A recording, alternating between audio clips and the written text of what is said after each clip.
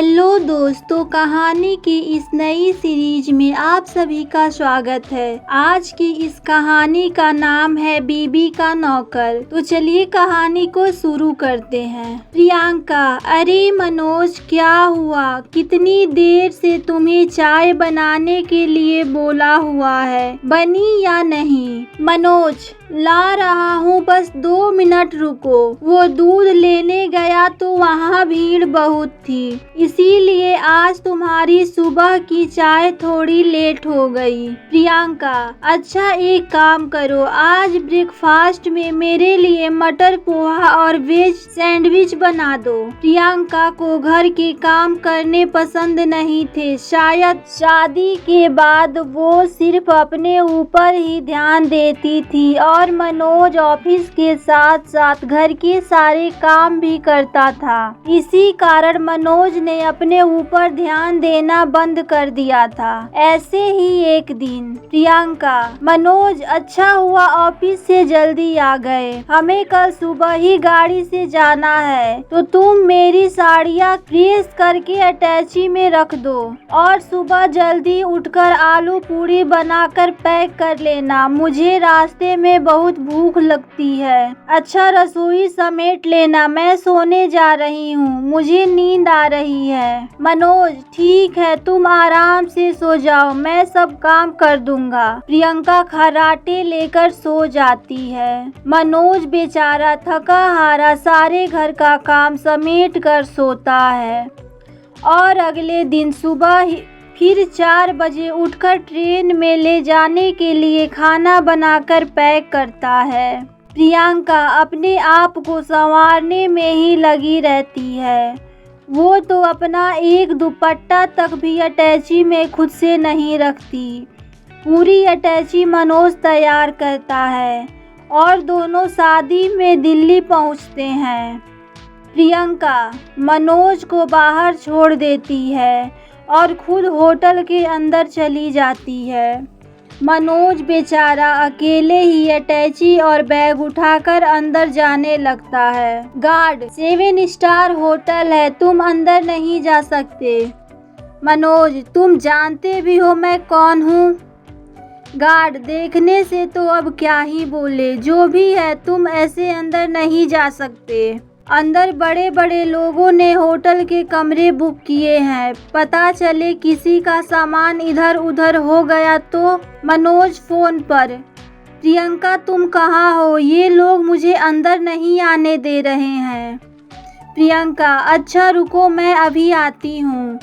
Priyanka guard से, क्या हुआ, तुम इन्हें अंदर क्यों नहीं आने दे रहे हो? प्रियंका की दोस्त, सॉरी जीजू, आपको इतनी परेशानी हुई। गार्ड, सॉरी सर, हम आपको पहचान नहीं पाए। प्रियंका, मैंने तुम्हें कहा था ना कि कुछ नए कपड़े खरीद लो, करा दी ना मेरी बेइज्जती सब लोगों के बीच में। अब देखो मैं कितनी सुंदर लग रही हूँ और तुम मेरे साथ चलते हुए कितने बेकार लगते हो। मनोज बेचारा चुपचाप प्रियंका की सारी बातें सुन रहा था। गलती उसकी नहीं थी, उसके पास इतना समय नहीं था कि वो अपने कपड़े भी ढंग से बदल पाए या नए कपड़े खरीद पाए। मनोज सारा दिन तो ऑफिस और घर के कामों में व्यस्त रहता है और अब अपनी सहेली की शादी के फंक्शन में भी प्रियंका ने मनोज को नौकर बनाकर रख दिया था। प्रियंका, मनोज मेरे लिए 1 गिलास पानी ला दो और कुछ खाने को भी लेते आना, मैं तब तक यहीं चेयर पे बैठी हूँ। प्रियंका की दोस्त, तू तो सही है प्रियंका, तेरा सारा काम तो जीजू कर देते हैं। प्रियंका, वही तो, हस्बैंड को अपने हाथों में रखो तो सही रहता है, तू भी इस बात को गांठ बांध ले। शादी होते ही खुद काम पर मत लग जाना, हस्बैंड से काम करवाना। प्रियंका की दोस्त, पागल हो रही है क्या? मेरे हस्बैंड तेरे हस्बैंड के तरह नहीं है जो घर के काम करे। वो तो 1 गिलास पानी तक उठाकर नहीं रखते। तू तो बहुत भाग्यशाली है जो तुझे मनोज जीजू जैसे हस्बैंड मिला। बेचारे चुपचाप सारा काम करते रहते हैं और चूतक भी नहीं करते।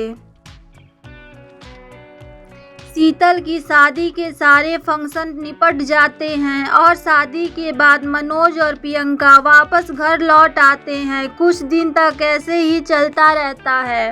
मनोज को कुछ दिनों से बुखार था, पर वो इस बारे में प्रियंका से नहीं बताता है और अचानक एक दिन वो बेहोश हो जाता है।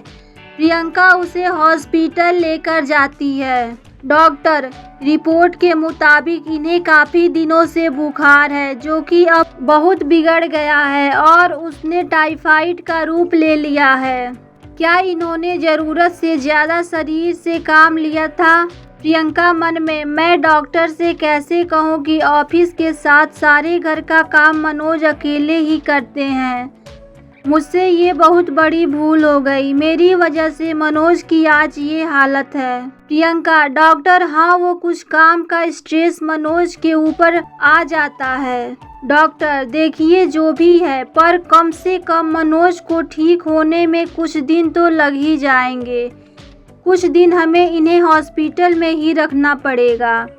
बुखार उतरने के बाद ही हम इनको छुट्टी देंगे। मनोज की सेहत का बहुत ज़्यादा ध्यान रखने की ज़रूरत है और आप तो इनकी पत्नी हैं, तो आपसे बेहतर इनकी देखभाल कौन कर सकता है। प्रियंका की आंखों में आंसू आ जाते हैं। अब वो मनोज का बहुत ध्यान रखने लगती है।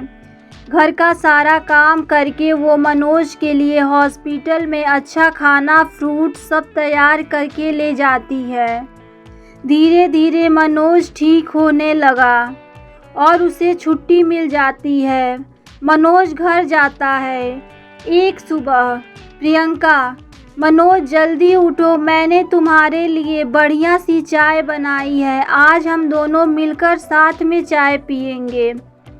उसके बाद मैं तुम्हारी पसंद का लंच रेडी करूँगी और तुम मुझे ऑफिस से फ़ोन करके बताना कि लंच कैसा बना था।